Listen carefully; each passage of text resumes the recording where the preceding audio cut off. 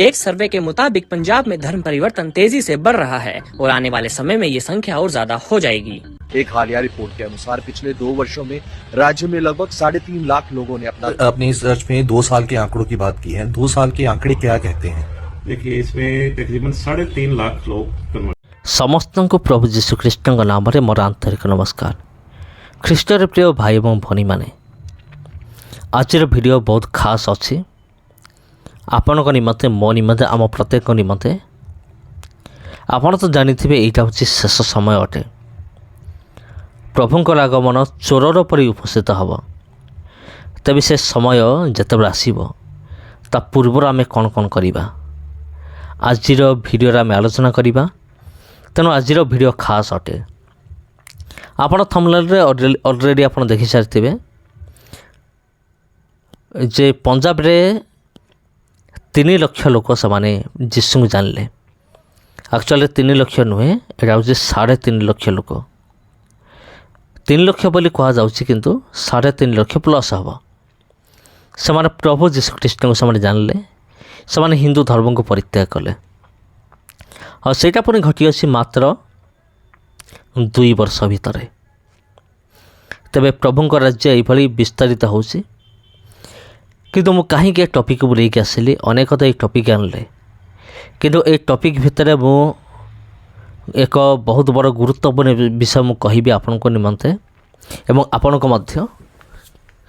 तबे प्रिय बंधुगण, आपण जानतु जे पंजाब रे ख्रीष्टान संख्या बढ़ी बढ़ी चली एवं आग को आहरी भी बढ़िबार अच्छी एमती आशंका करा होची। जदि आमे ए भारत वर्ष देखिबा अधिक ख्रीष्टियान संख्या थिबा राज्यगुड़िक अनेक अछंती। जेपरिक आपण कहि परिबे अरुणाचल प्रदेश, केरल, गोवा, तापर एटा होची पंजाब, तापर नेपाल रे भी माने नेपाल होची एक ख्रीष्टियान कंट्री भाव माने घोषणा हवा घोषित हवा में जाऊ अच्छी। किंतु नेपाल विषय छाड़ू आपण देखते ये राज्य गुड़िक केमिति कौन होची। ये राज्य गुड़िक केमिति प्रभुंकर सुसमाचार बहुत द्रुत गति रे बढ़िबार लगी। विश्वासी माने बढ़ुछंती द्रुत गति रे, सुसमाचार प्रचारित होची। तबे प्रिय बंधुगण, कथाटा ये जाके तो पूरा ठीक अच्छी, नो प्रॉब्लम, किसी असुविधा नहीं। किंतु प्रॉब्लमटा कोठी रही।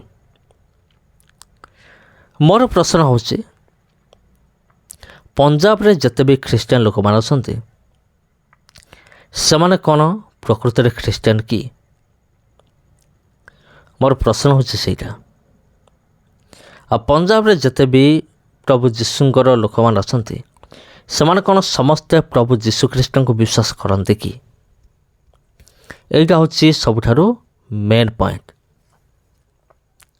तबे जदि आपण पंजाब रो मिनिस्ट्री को आपण लक्ष्य करिवे, पंजाब रे प्राय 90% बा 90% लोक माने भ्रांत शिक्षा को समाने ग्रहण कर नै चंती। समाने एबे सुधा भी भ्रांत शिक्षा पछर अछंती। ना को समाने जीसु जीसु बोले होछंती बा प्रभु प्रभु समाने होंती। कि जदि आप प्रकृत देखिए से प्रकृत ख्रीष्टियान ही से नुहंती। कहीं मुझे कहूँगी कारण वर्तमान पंजाब परिस्थिति एमती सेठाकर विश्वासी माने जीशु को अनुसरण करने अपेक्षा सेमानकर प्रिय भविष्यत वक्ता मान को समाने बेसी अनुसरण करती, जोटा कि बहुत बड़ मारात्मक विषय अटे। तेबे आमे जीशु को आमे अनुसरण करिबा, आमे कौन से भविष्य वक्ता को आमे कहीं अन्वेषण करिबा? आ अनेक अंध भक्त मान आसंती, माने ख्रीष्टियान अंध भक्त। भविष्य वक्ता कौन कहीदेला सेटा हूँ पूरा बेदर गार। भविष्य वक्ता कही माने या कहीं काटी पारिबेनी, यहाँ हूँ ठीक अटे। किंतु सेमाने एते बड़ भूल करुचंती जे भविष्य वक्ता कौन कहते ताको दृष्टि आगे न रखिकी ତାକୁ ସେମାନେ କ'ଣ କରୁଛନ୍ତି, ଭବିଷ୍ୟବକ୍ତା କ'ଣ କହୁଛନ୍ତି, ବାଇବେଲ କ'ଣ କହୁଛି ତାକୁ ସେମାନେ ଦୃଷ୍ଟି ଆଗରେ ରଖୁନାହାନ୍ତି। ବାଇବେଲକୁ ଫଲୋ ନ କରିକି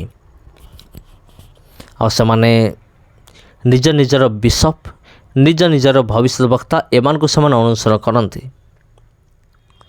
ଆଉ ଅନେକ ତ ସେମାନେ ଦାବି କରୁଛନ୍ତି ଆମେ ହେଉଛୁ ପ୍ରଫେଟ୍। ବିଶେଷ କରିକି ପଞ୍ଜାବ କଥା ମୁଁ କହୁଛି, ସେମାନେ କହନ୍ତି ଯେ ଆମେ ହେଉଛୁ ବିଶପ୍, ଆମେ ହେଉଛୁ ଭବିଷ୍ୟବକ୍ତା।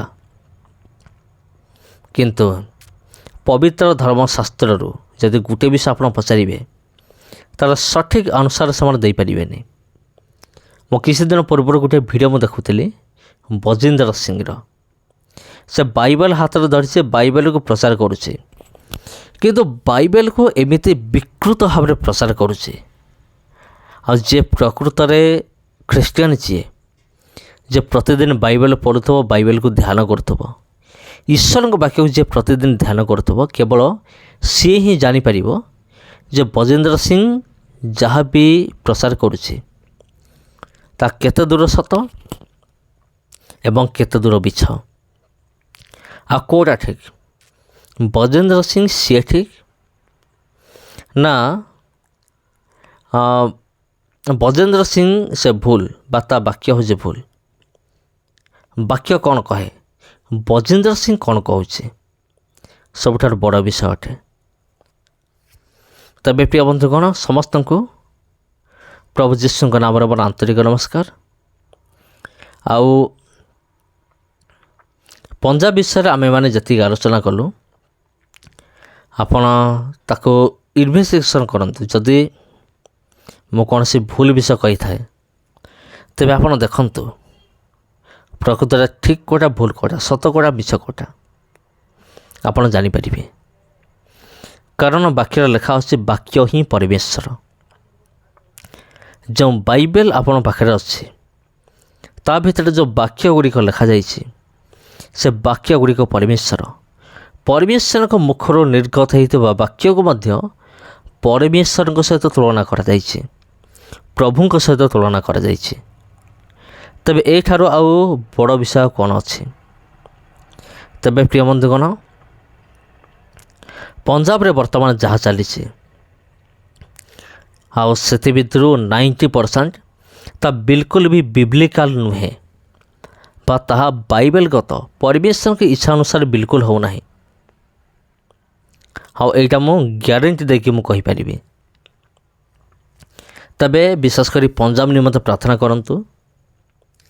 ଆଉ ପଞ୍ଜାବରେ ଯେଉଁଭଳି ଭାବରେ ଖ୍ରୀଷ୍ଟିଆନମାନଙ୍କ ସଂଖ୍ୟା ବଢ଼ି ବଢ଼ି ଚାଲିଛି, ସେଇଭଳି ଭାବରେ ଭ୍ରାନ୍ତ ଶିକ୍ଷକ, ଭ୍ରାନ୍ତ ଶିକ୍ଷା ମଧ୍ୟ ପଞ୍ଜାବରେ ବଢ଼ି ବଢ଼ି ଚାଲିଛି। ତେଣୁ ଏହି ବିଷୟ ପ୍ରତି ଆପଣ ଧ୍ୟାନ ଦେବେ। ମୁଁ ଜାଣେ ଅନେକ ବ୍ୟକ୍ତିମାନେ ଏହି ଭିଡ଼ିଓକୁ ଦେଖିବାକୁ ପସନ୍ଦ କରିବେ ନାହିଁ, କାରଣ ଏଇଟା ହେଉଛି ଶେଷ ସମୟ ଭାଇମାନେ। କାରଣ ଏହି ଶେଷ ସମୟରେ ଲୋକମାନେ କେଉଁଭଳି ବିଷୟକୁ ପସନ୍ଦ କରିବେ, ଯେଉଁଟା ଶ୍ରୁତି ମଧୁର, ଯେଉଁଟା କାନକୁ ଯେଉଁଟା ଭଲ ଲାଗେ ଶୁଣିବା ପାଇଁ, ଆଉ ଚକ୍ଷୁକୁ ଯାହା ଭଲ ଲାଗେ, କର୍ଣ୍ଣ ଏବଂ ଚକ୍ଷୁକୁ ଯେଉଁ ବିଷୟ ଭଲ ଲାଗେ ସେ ବିଷୟକୁ ସେମାନେ ଫଲୋ କରିବେ ବା ଅନୁସରଣ କରିବେ, ପରମେଶ୍ୱର ବାକ୍ୟକୁ ଅନୁସରଣ କରିବେ ନାହିଁ। ତେବେ ପ୍ରିୟ ବନ୍ଧୁଗଣ, ସମସ୍ତଙ୍କୁ ପ୍ରଭୁ ଯୀଶୁଖ୍ରୀଷ୍ଟଙ୍କ ନାମରେ ମୋର ଆନ୍ତରିକ ନମସ୍କାର। ଆଉ ଆଜି ପାଇଁ ଏତିକି। ପୁଣି ଦେଖା ହେବା ଆପଣଙ୍କ ସହିତ ଆଉ ଗୋଟେ ଭିଡ଼ିଓରେ, ଆଉ ଗୋଟେ ଅଧ୍ୟାୟରେ। ଧନ୍ୟବାଦ।